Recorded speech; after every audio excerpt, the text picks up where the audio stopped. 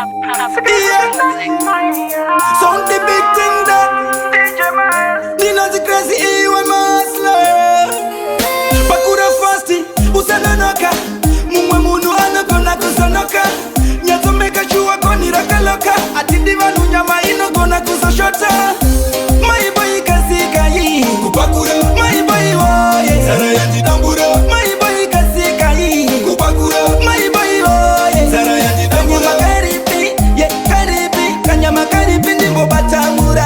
Kanyama karipi, ye karipi Kanyama karipi ndimbo batamura Uzati wapakura tanga wambo kieto Atidi wangwe wanu pinta muno Kaukuaga kadiki atiso kwa nepo Sakawa yensi kweche ativadi muno Anditika, musana unaisa mundiro ya baba Chorosi chest, mundiro ya baba Jijka shese, mundiro ya baba Supu pangwene matumbu ndasha konevana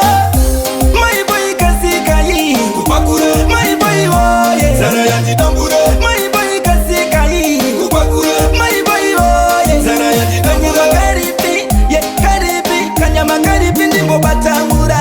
Kanyama karipi, ye karipi Kanyama karipi ndimbo batamura Pakura fasti, usanonoka Mumwe munu anokona kusonoka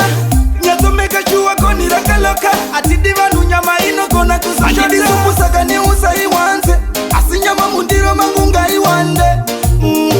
Maingwana, jini baba Saga usaso fungira dinokara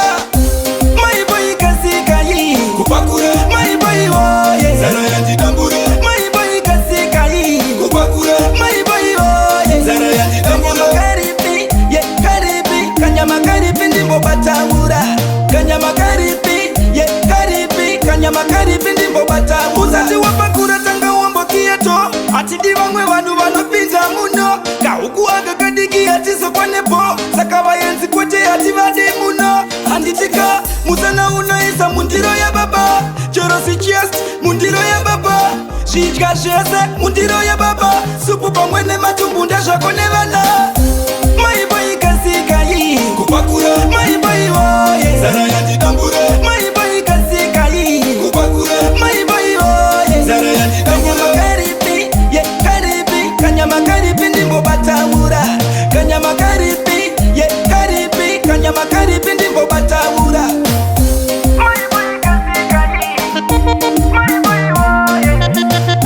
My boy kasika yi My boy woye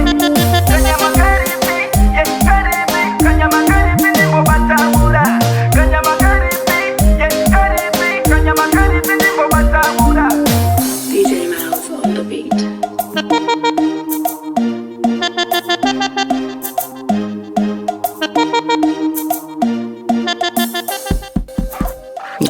Ndiani kwasvika asi ndatombokuudzeyo kuti kasi pushira poto pasi pembeta